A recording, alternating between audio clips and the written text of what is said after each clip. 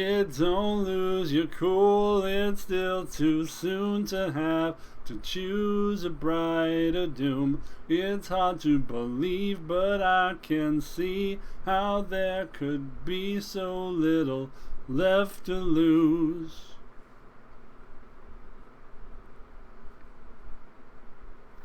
Mama's not okay, she lights a candle for every day that you're away. Today could be the one, she burns this motherfucker down, her final act of grace, in a pointless, endless race.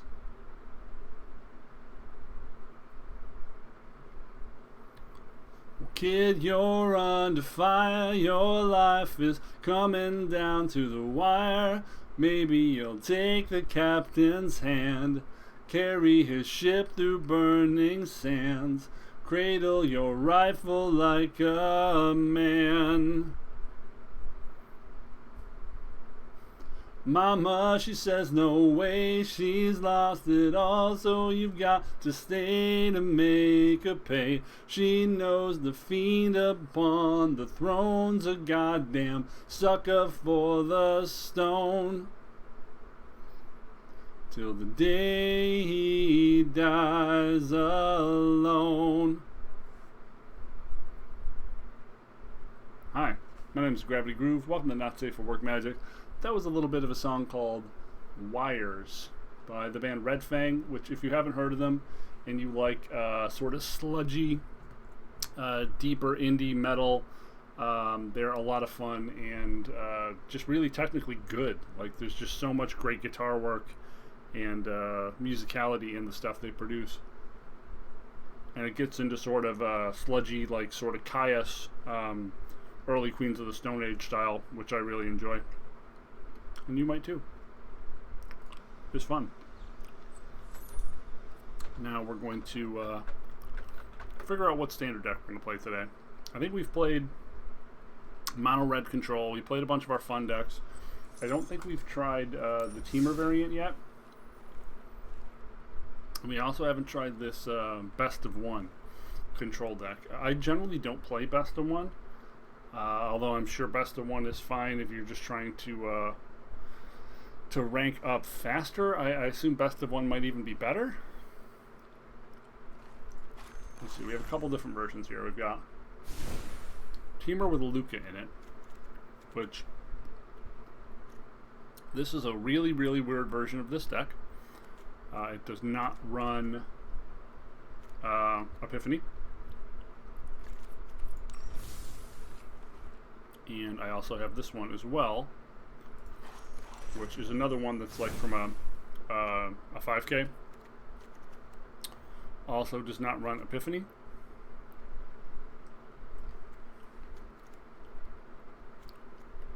It asks for 2 Elder Gargoths. We only have 1. So we threw Battle Mammoth in here. It did only have 3 Goldspan Dragons, which I'm kind of surprised it doesn't run 4. Most of the games I've lost against this deck have been to Goldspan Dragon.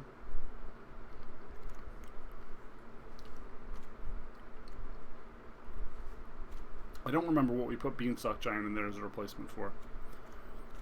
We only have 4 Brazen Borrowers. Maybe I put it in there for that. Just another adventure creature that has a value engine. That must have been what I did.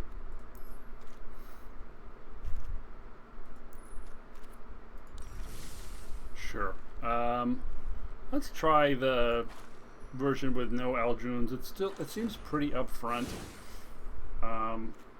It's not trying to create a scenario where it gets to profit off of the free turn, where like you get 4 or 6 damage in the air, you've already got them low, and then you play Aldruns and you just get them. It looks like it's more of a value plan. I'm uncertain of how that value plan plays out. I'm glad to see Ox in the sideboard to help hedge against matches that are going to be very removal heavy, because 2 Great Henges alone is probably not enough. And the Temur Luca deck, I don't even really fully understand this one. Luca is plus wanting to potentially get you free cards, or negative 2ing, ideally off something you steal off the Cronin War, to reveal a creature card with higher mana cost. So if you never want to use it on Edgewall, because then you get Fey. Using it on Brazen Borrower gets you Coma. Does using it on Lovestruck, any of the 3-drops, just gets you a Coma, I think? Am I reading this right? Higher converted mana cost. So that's just the plan. Just eat any of your 3-drops, get a Coma. And that's cool too. That seems like a really hard card to beat as well in most practical settings. Has another steal and some more Soul Seer for aggro.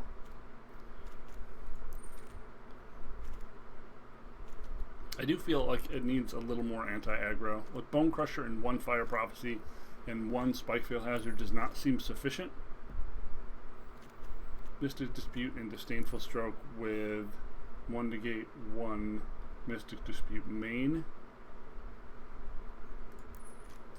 Remember, these are crafted for a very specific meta, and the meta has since changed, so some of these choices might not be ideal anymore.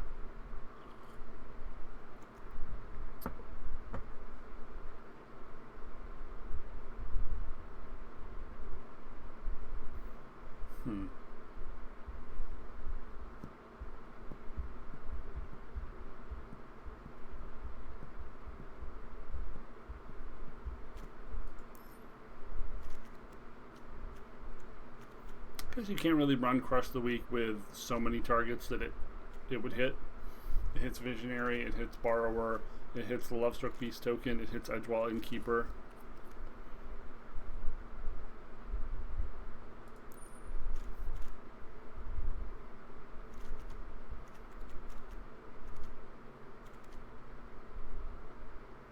Guess we can throw in like a Scorching Dragonfire to be able to potentially kill an Annex.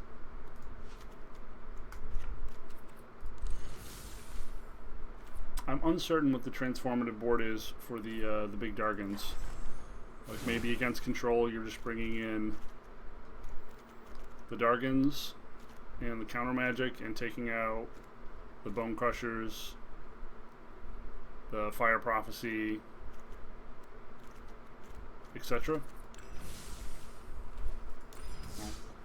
The only way to do it is to do it, folks. So we'll just try one of these brews.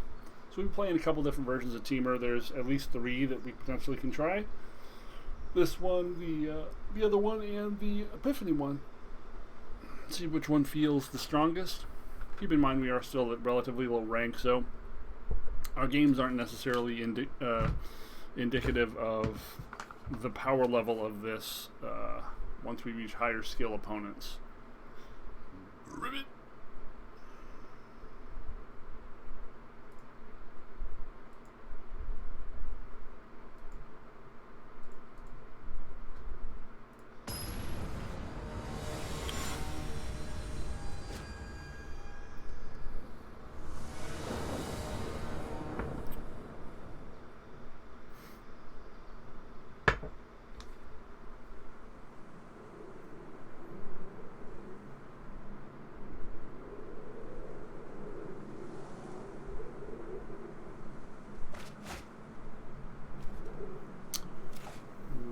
We do have a green and an Edge Keeper. Looks like a good curve.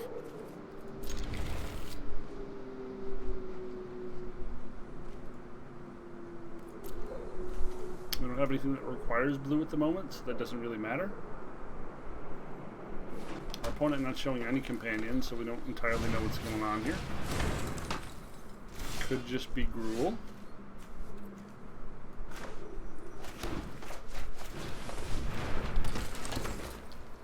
Just be Gruul. Could be like a mono green food or a Gruul food. This suggests it might be just like mono green Stompy.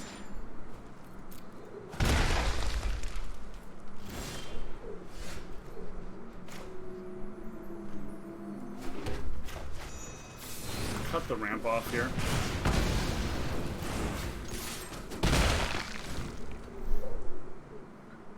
We tried playing something similar to this earlier on the channel, and it was an absolute piece of shit. Of course, their Blizzard Brawl looks very, very good here.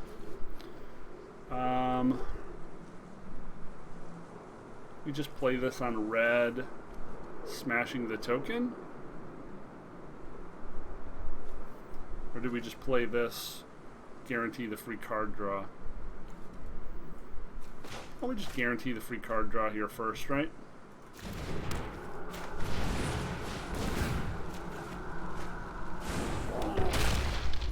There's our blue.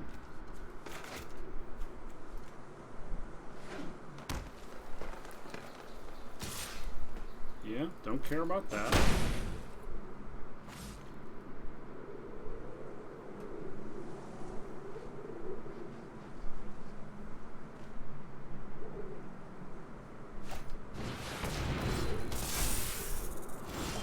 Sure. So we got blue. We can cook this thing.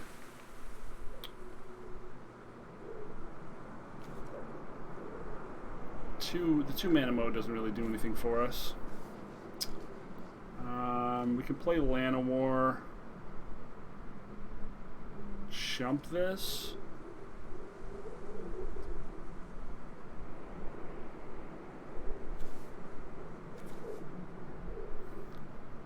Huh. We only got 1 green. That's shitty. I played the wrong land.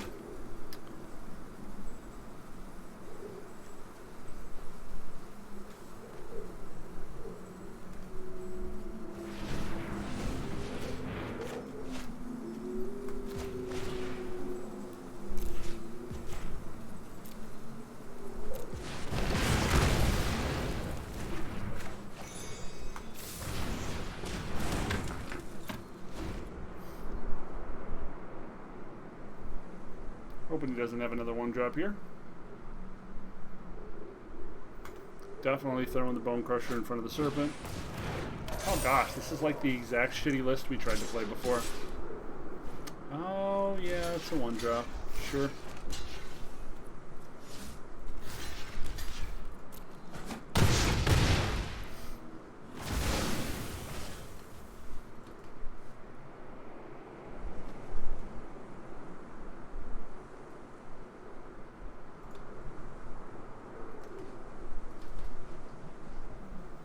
Yeah, I had no luck with that mono green deck when I played it, but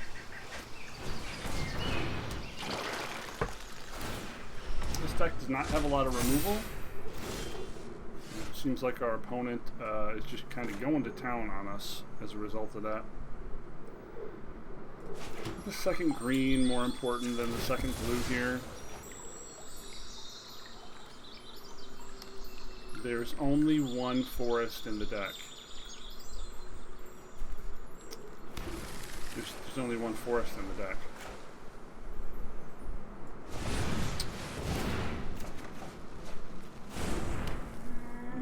There's only 1 forest in the deck. Yeah.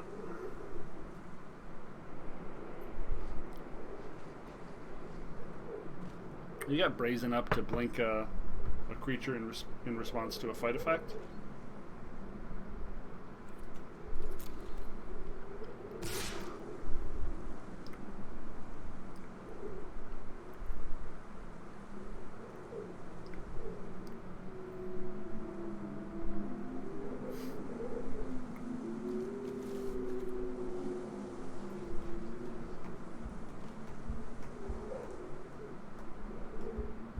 Currently our plan for the Scavenging Ooze is just to blanket once it's eaten a bunch of things. Or bounce it, rather.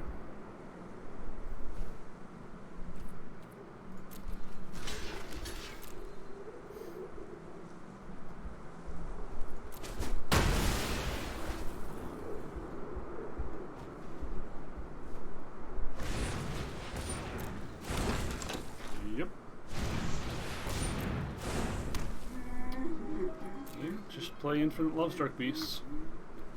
It's a pretty pushed card.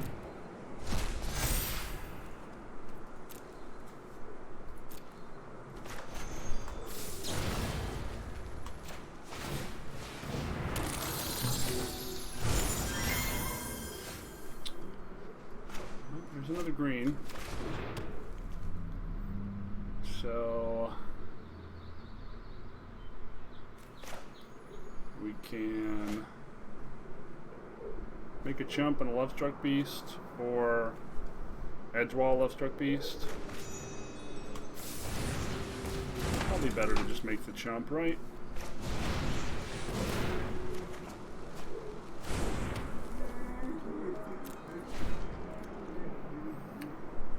Shields are down to any shenanigans, obviously. Gosh, we can't even beat a deck like this, and this deck is just entirely too fair a deck. There's Henge. We have absolutely no way to destroy that in the, I think in the whole 75, actually. Yeah, there's no, no shredded sails.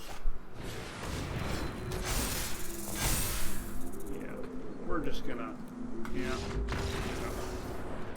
I don't think this is well built if there's no respect for how heavy artifacts are. And again, this was built for a specific meta where they really expected to see a certain type of deck show up often. I think it's radically misbuilt for laddering because it doesn't address broad enough concerns. And that's a real problem. That's a real big problem.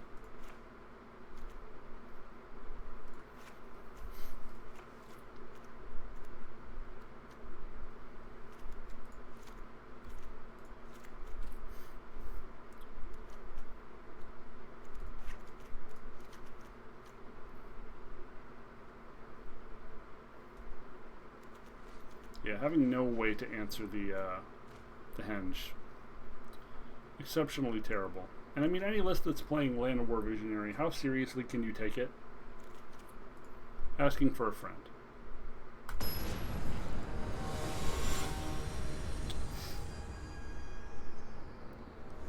I found the key to making mono green food work. Or mono green Stompy. Have someone else play it.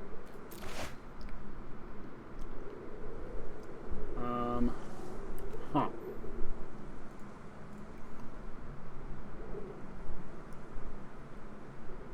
We've got 25 remaining lands, which gives us like a 50% chance to draw lands.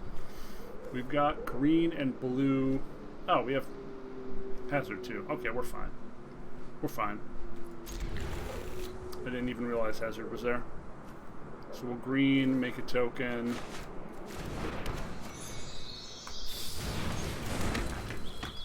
Play Spike Field Hazard and pass. We've got the Luca Llanowar here.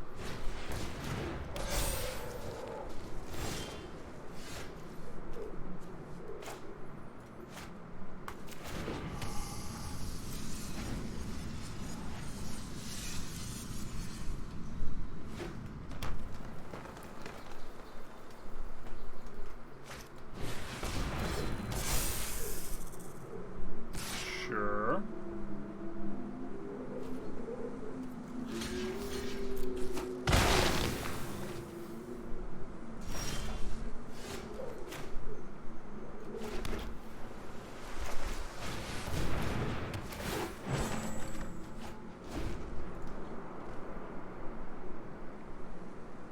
Really trying to dig for land on curve, if you're wondering why we did that. This also means that if we hit the fourth land, although it's got to be a second red, then we can just drop Luca and do the thing. We're going to give ourselves a chance to do that.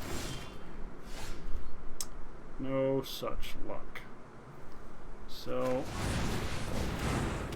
guess we're just doing this. And we're at 49% to draw land.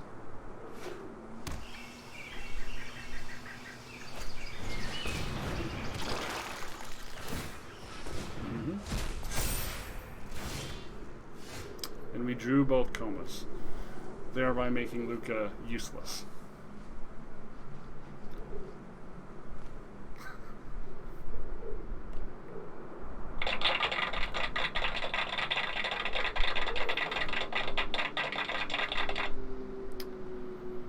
Also on 12 cards with 3 land in a deck with 28 land in it.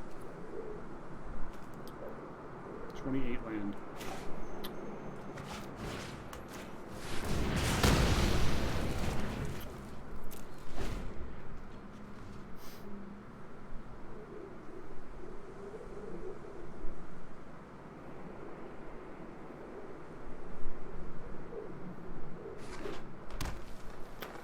Yeah. Back off and let me teach you. Out of our way.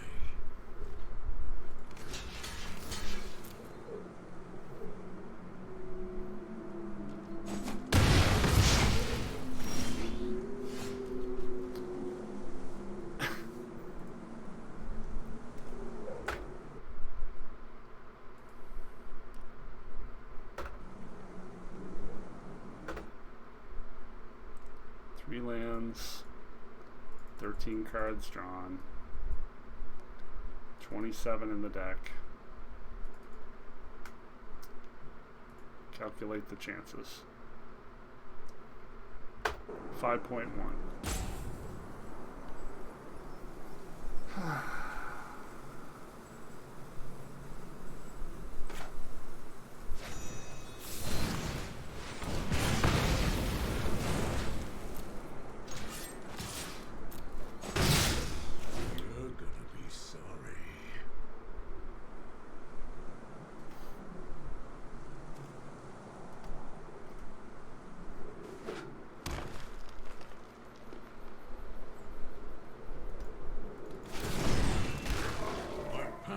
Always growing.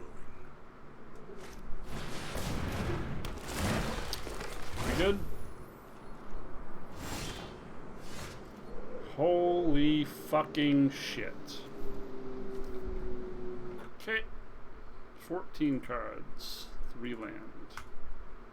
27 in deck. 3.1% odds.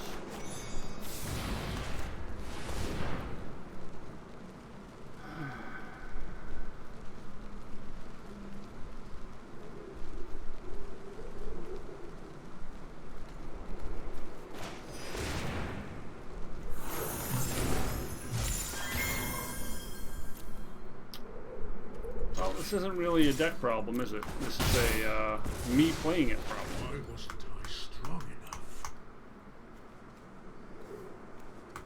It's definitely a me playing it problem. Sure.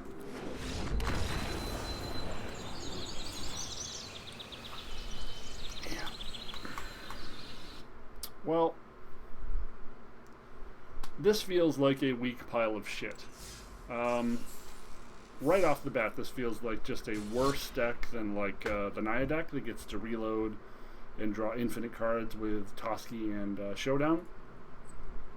Really, really feels like absolute actual garbage. Way too slow. Luca is part of the top end, especially in the lower ranks we're in, where aggro is going to be more represented. Just an absolute pile of shit. This is not playable right now. So let's play the other Temur deck and see how that does. This has a little more low end in this and this, and generally the curve is going to be lower as a result of not having Luca, but it does have Battle Mammoth and Elder Gargaroth, as well as Goldspan Dragon. This is interesting. This does not have the ramp. It's just running good creatures in the spot where you would be running the stupid elf. This again feels like a fair deck, which dissuades me somewhat. I don't think fair decks have any place in the meta when you're really trying to grind out percentage points.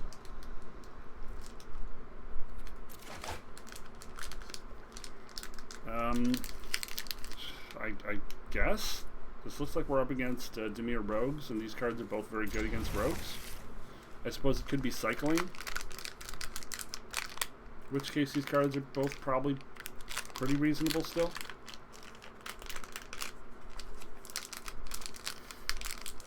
Rogues is a deck you just want to beat with very aggressive cards or a good sideboard plan.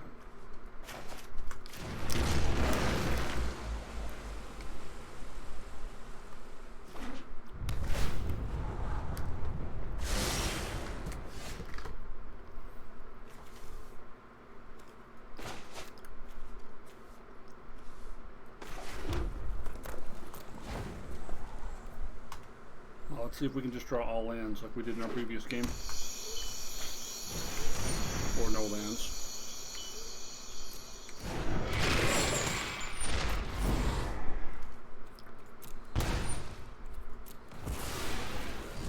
So it's the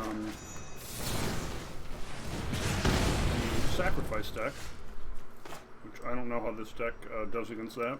If this one has it does have 2 lifeless in the sideboard. Okay. It has some option to deal with this.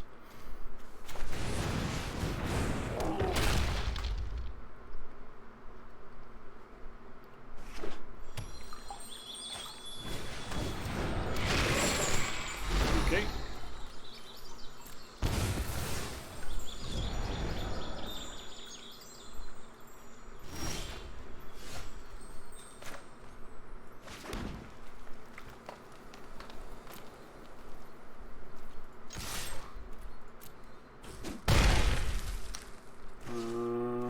Sure.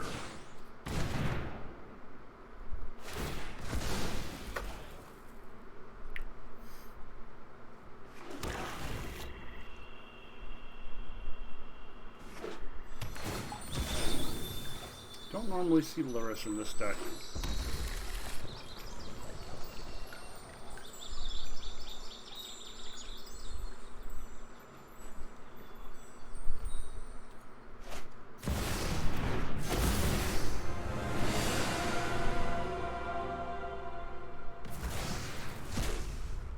Okay, we're probably just going to bounce that.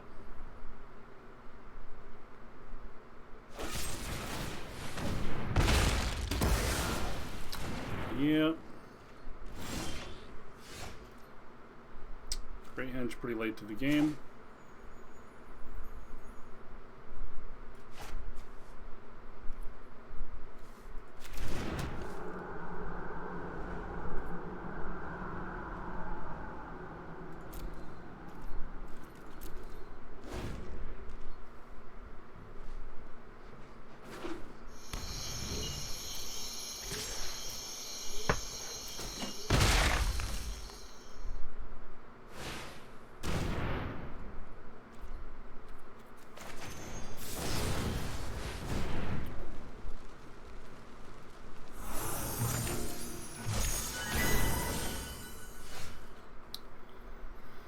Okay, so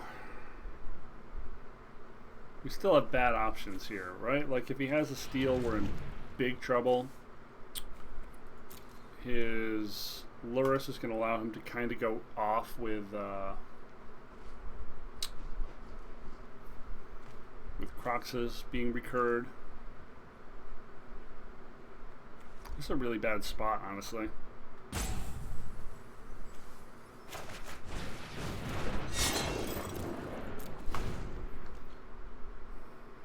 We're not playing against normal decks either. Like these are decks that are tier 2 and 3, which it's going to be hard for decks that are meta decks like this one specifically is designed to beat up on Sultai Ultimatum.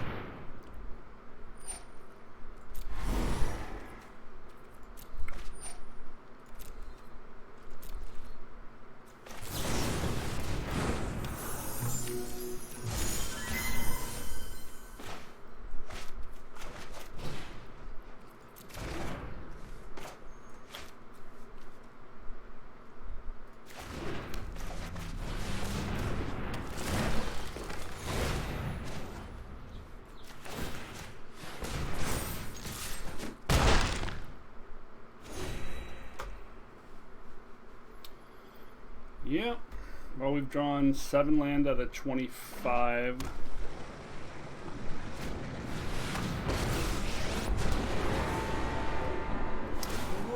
Yeah. Oh, we're not going to win a single round today, huh? Okay, I mean, we're trying decks out, but it all seems very, very bad. Every deck we've tried so far has sucked. We haven't drawn very good either. So, I guess based on Obosh and Tibble and probably Mire Triton, we probably want the Crush the Week. I don't feel like this card is doing much for us.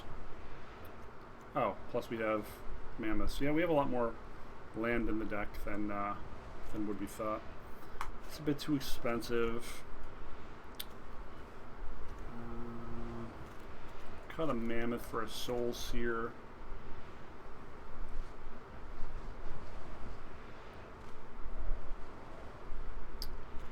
Cut the Mystic Disputes.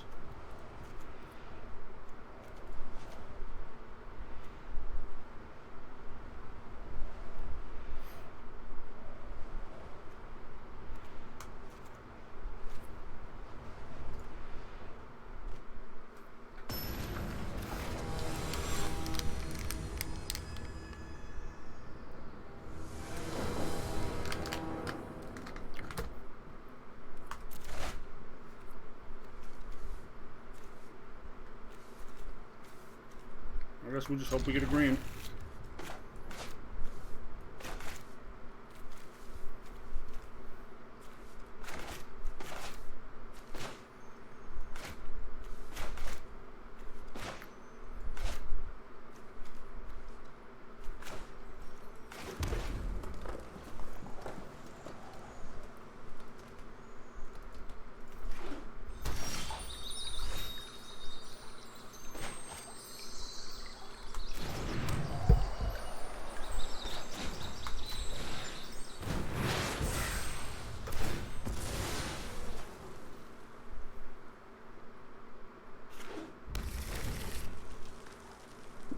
He has Curve. This may give us the option to like counter a Calls with it.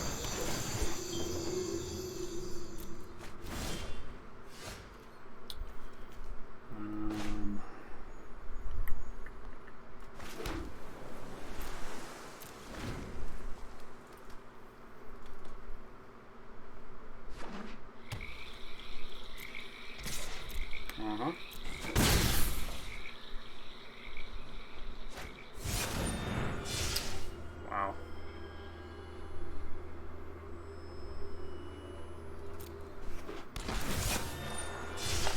So much discard.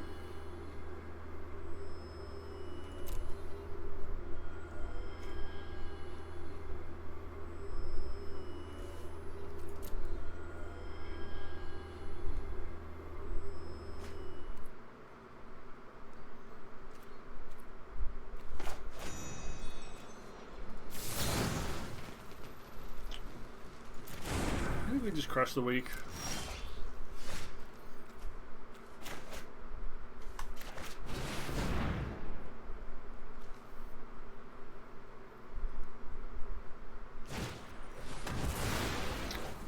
Man, this draw is absolutely perfect.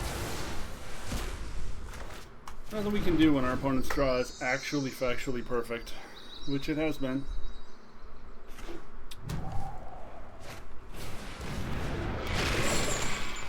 I'm just not having any fun with this. Just make you discard your entire hand and then be on top deck until you die. And his draw's too good. Discarded 3 cards before we've been able to play anything significant. Man, that deck also felt like shit, but that's probably not the matchup for it. Just mono discard. That sucked. That was so incredibly shitty to play against. Man, the only thing we've had any success playing with so far on this channel has been the fucking janky-ass Grixis control deck. You know, the curve of this just, it takes too long to come online. And a deck like that just absolutely took everything out of our hand before we could play any of the good cards we're supposed to get to. And by the time we have the mana for them, if we haven't discarded it already, we're just top decking, so we're very inconsistent. Wow. Can I win any matches with Temur anything? Is it possible to win any matches with Temur anything? Try the Luca one again.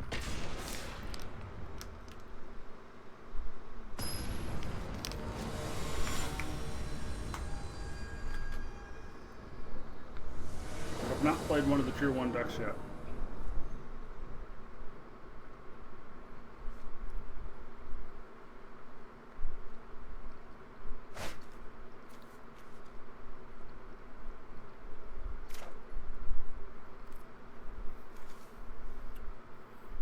Guess we have to just hope we hit a land.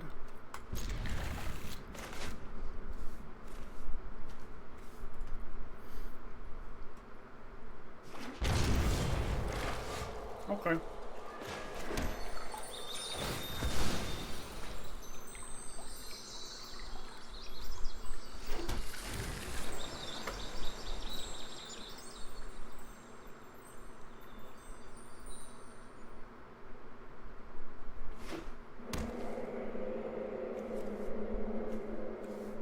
So, Sultai?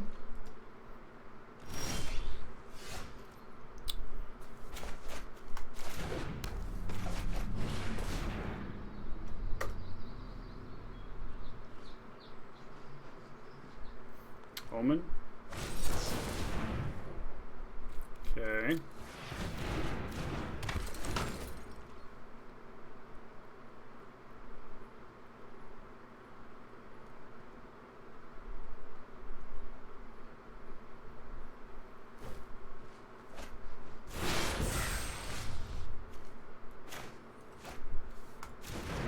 So if we can get another red source, we're online to try to do the Luca thing. That is not a red source. There's a miscast though.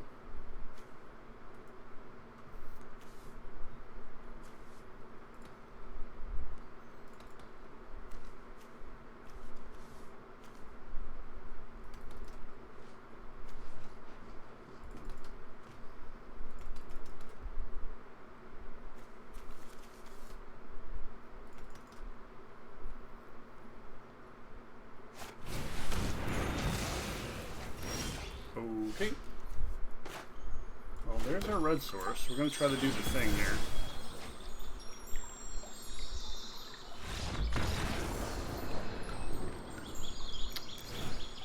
Okay, or not be allowed to. So this looks like Sultai control, so we want the miscast, I assume, the Disdainful Strokes, the Mystic Dispute. We don't care about the Fire Prophecy. This seems pointless. Spikefield Hazard.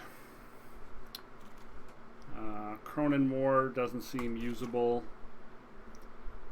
I guess Chariot is somewhat of a threat. I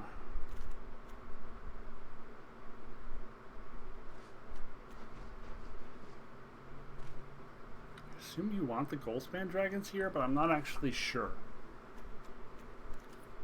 It's just more threats.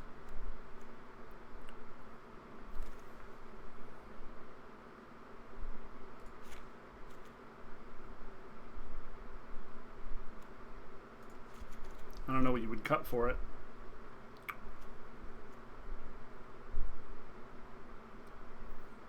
Maybe you're cutting the Lucas for the Goldspan Dragon, or some number of the Lucas.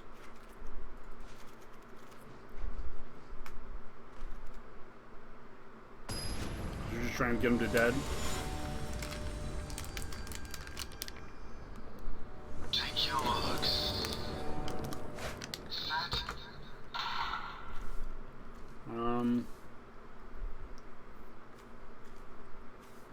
Well, if we hit third land, things would be pretty reasonable.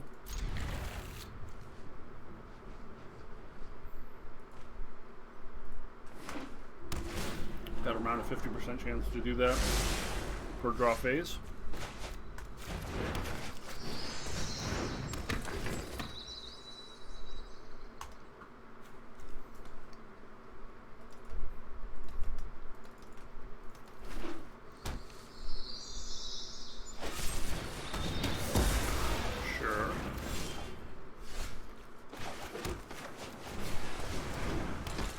third color.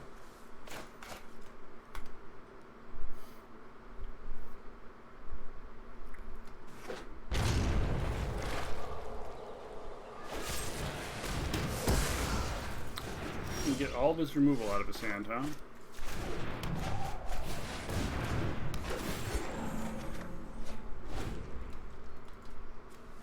So if we hit a land, we just go beast token beast. Otherwise, we probably just use the land war to do it.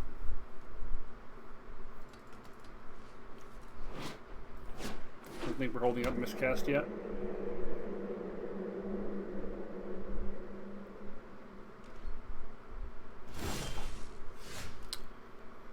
Or we just cast another land war.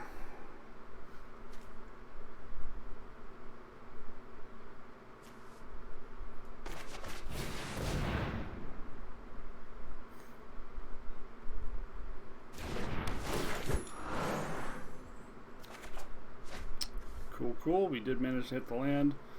It is not a blue, which is somewhat disappointing.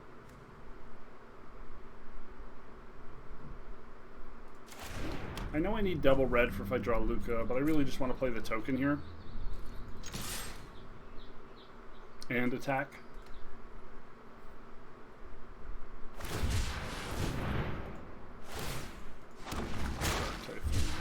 Sure.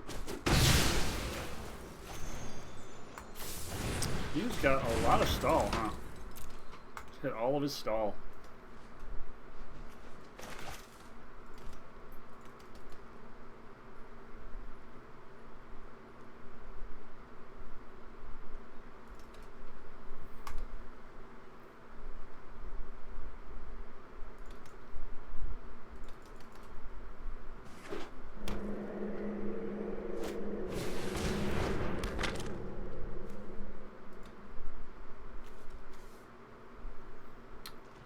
I really think there should be shredded sails in this sideboard. The fact that there isn't just seems like a tremendous misfire to me.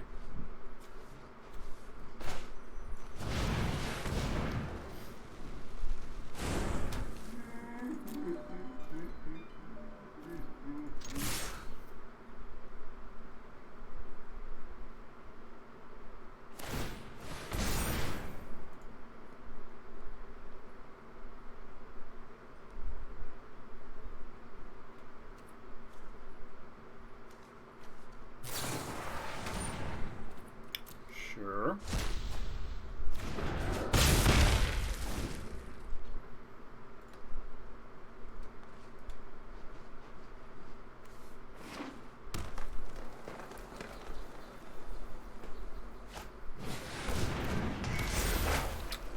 Yeah, it's pretty good. Yeah, it would have been nice if we would have hit a mana. We would have been able to hold up negate there, but we are just not hitting our lands. Like, these matches have been... We've drawn really shitty. 23 lands remaining in the deck. We're about a 53% chance to hit, and we're just not hitting them. I mean, I guess he can't Yorion and this turn, which is nice, but we're way behind.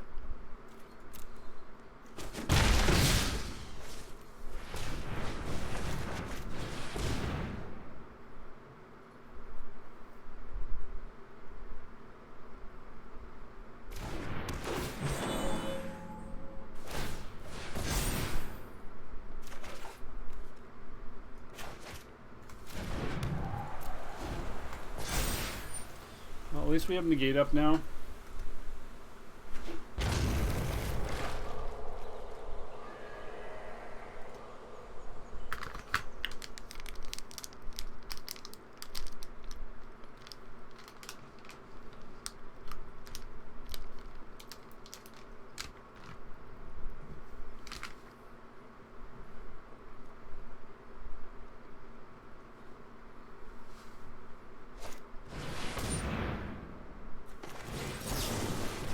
I really need you to stop doing that.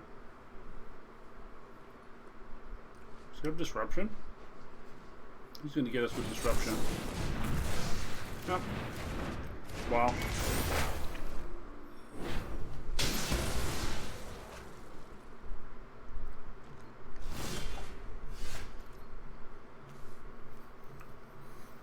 We maybe should have played that as a red to be able to Luca, but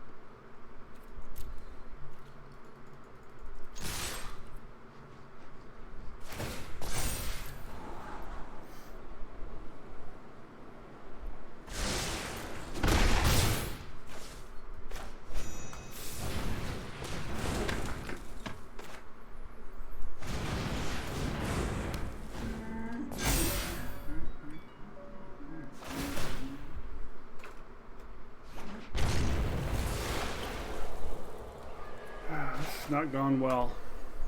This has not gone well. He's got 2 mana up? Yeah.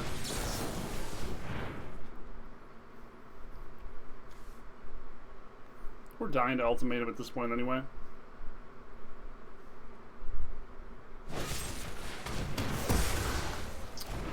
That's really bad for us.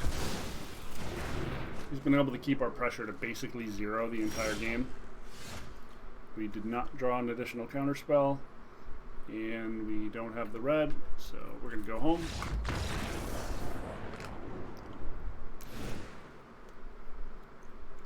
Man, these draws are just absolute dog shit.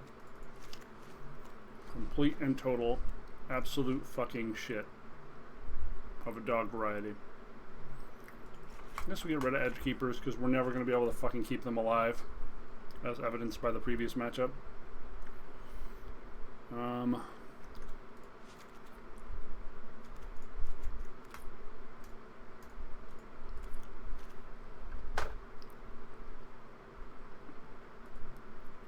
Awkward draws. This is supposed to be a deck that does well into Sultai. It still means it's only winning like, what, 58, 57% of the time. And it just does not feel strong. The cards in this brew just feel fair. And if you've ever played Modern and been one of those people who tries to play Jund when Modern is just a fuckfest of combo shit that is unfair, you have a kind of idea of what I'm trying to convey here. The power level of some of these cards is adequate, but nothing this deck is doing is broken.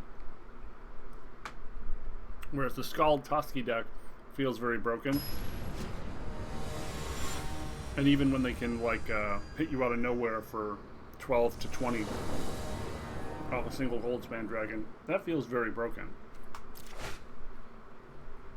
But nothing about what this deck is doing feels broken.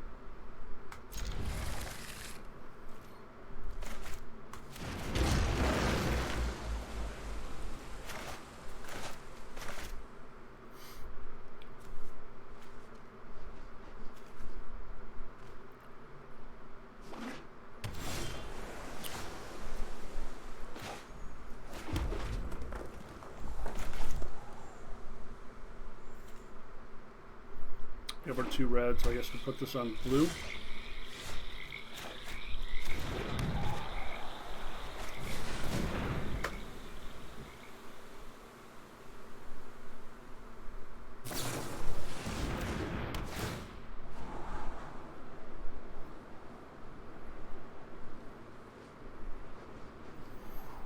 Not playing around disruption, not skipping turn 3.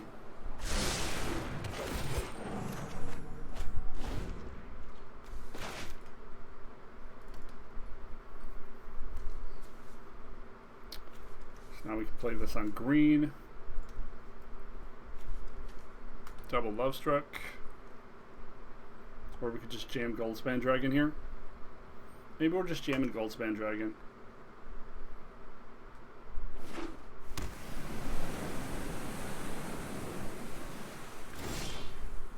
Really rather we have counter magic to protect Goldspan Dragon, but like if we jam it and he just has Heartless Act, that's gonna suck.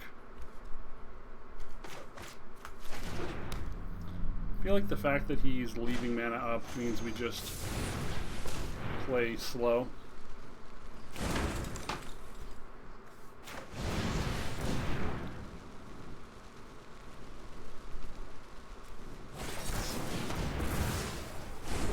Yep.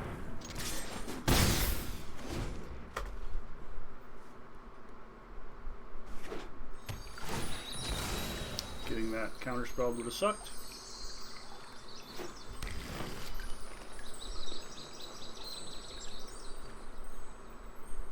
It's once again doing a pretty great job at keeping pressure off the table on our side. And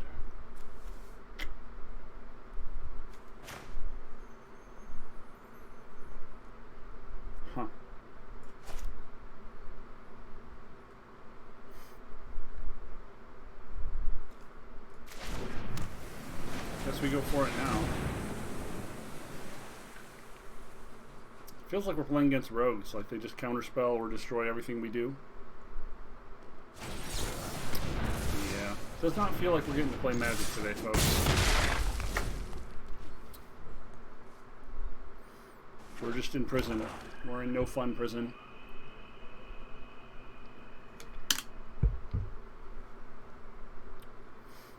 He would absolutely be right here to be greedy and just not cast Shadow's Verdict. Just get his Yorion. There's not enough pressure on the field that he needs to cast Verdict. Sure. More counter magic. We have enough blue to both bounce and cast, so I guess red?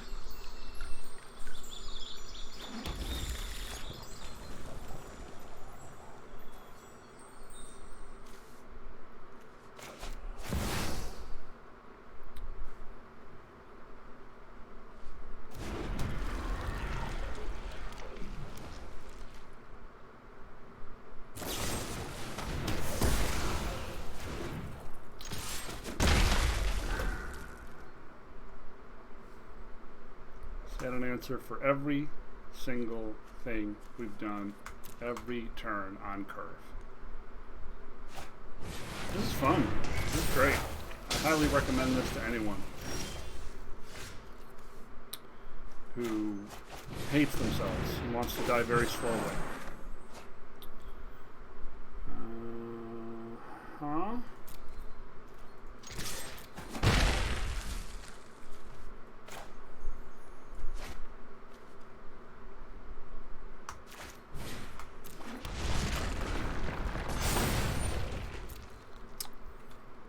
I haven't drawn any of our counter spells. There are 2 disputes, 1 negate, 2 miscasts, 2 disdainful strokes in the deck. Kinda need to hit 1 before he gets the 7 mana, but does not look like we're going to. Extinction event. Sure.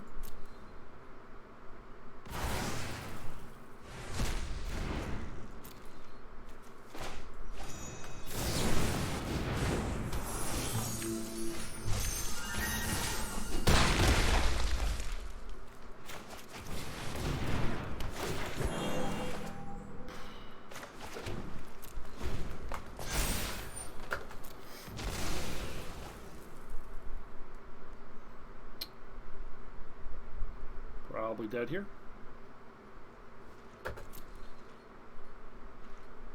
Huh.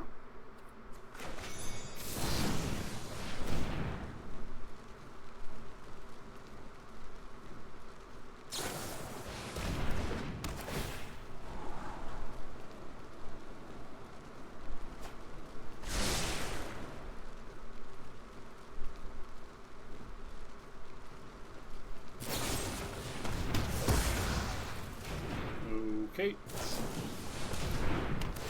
Jesus Christ. Now you know why this is the tier 1 deck in the format. Now you know, chat.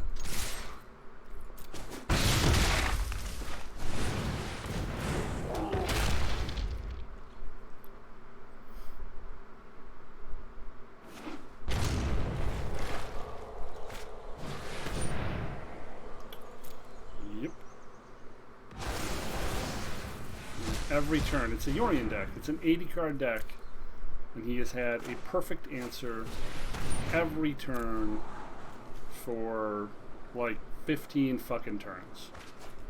That's what I mean, folks. Like, Standard just does not feel like it's in a playable place when this is what it looks like.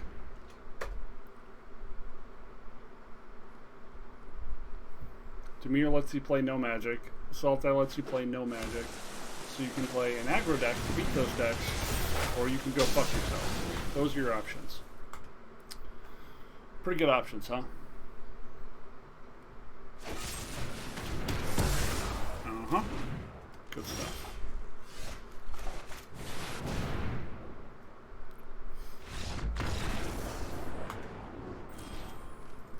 We won that, but it feels like we lost. So, it's kind of an indictment of this deck.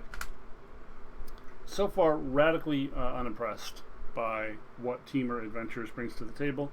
I'm uncertain if the Eldrin's Epiphany variations will have much of an effect on how that deck feels. Let's take a quick look at the one I was considering building based on Shenhar Shamar's list. A lot of the same culprits here. Only real difference being Epiphany. I believe there are 3 henges. We don't have 3 henges. We put a Beanstalk Giant in there. Obviously, it needs the 3rd henge if we're going to be serious about it. But it is a mythic that rotates in a couple months, so, well, like 4 months. Looks pretty much the same.